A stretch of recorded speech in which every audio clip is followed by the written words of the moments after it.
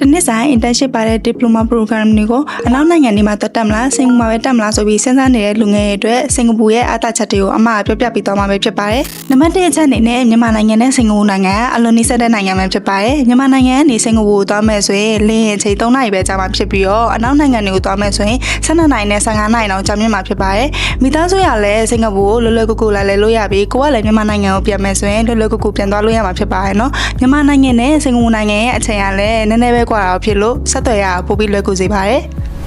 နံပါတ်2ချက်အနေနဲ့ဆိုလို့ရှိရင်တော့စင်ကာပူကစနစ်ကျပြီးလုံခြုံမှုရှိတဲ့နိုင်ငံတစ်နိုင်ငံလည်းဖြစ်ပါတယ်။သူကအာရှဒေသမှာဆိုလို့ရှိရင်လုံခြုံမှုအရှိဆုံးနိုင်ငံတွေကတစ်နိုင်ငံဆိုလည်းပဲမမှားပါဘူး။နံပါတ်3ချက်အနေနဲ့စင်ကာပူရဲ့ internship program တွေ့ကြုံနေရနောက်တစ်ချိန်မှာအာရှဒေသမှာအလုပ်လုပ်ဖို့အတွက်အကောင်းဆုံးတွေ့ကြုံနေပဲဖြစ်ပါတယ်။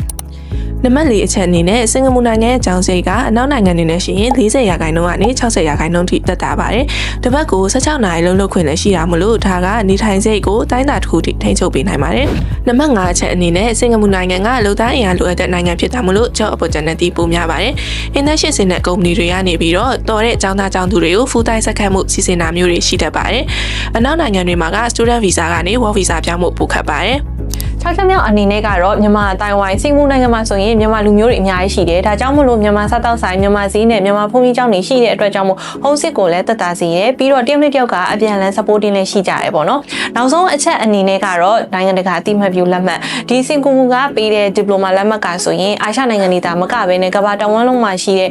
ဒါပဲနိုင်ငံကိုပဲတော်တော်ပေါ့နော်နိုင်ငံတကာအတိမတ်ပြုလက်မှတ်ဖြစ်တဲ့အတွက်ကြောင့်မို့လို့ကိုနောက်တစ်ချိန်မှာ CV form တွေမှာဆိုရင်ကိုယ့်အတွက်ကgoal line တစ်ခုအနေနဲ့ရစီတယ်ဒါကြောင့်မို့လို့စင်ကာပူမှာတစ်နှစ်ဒီ diploma လက်မှတ်ကိုတက်ရောက်တဲ့အခါမှာဆိုရင်ကျောင်းသားလူငယ်တွေအတွက်ကလုံခြုံမှုရှိစေတယ်ကျောင်းသေးသက်သာစေတယ်ပြီးတော့အလုပ်ကိုင်ခွင့်လန်းတွေလည်းပေါ်များစေတယ်ဒီအချက်တွေကြောင့်ပဲအနောက်နိုင်ငံတွေထက်ကိုတာလွန်နေတာဖြစ်ပါတယ်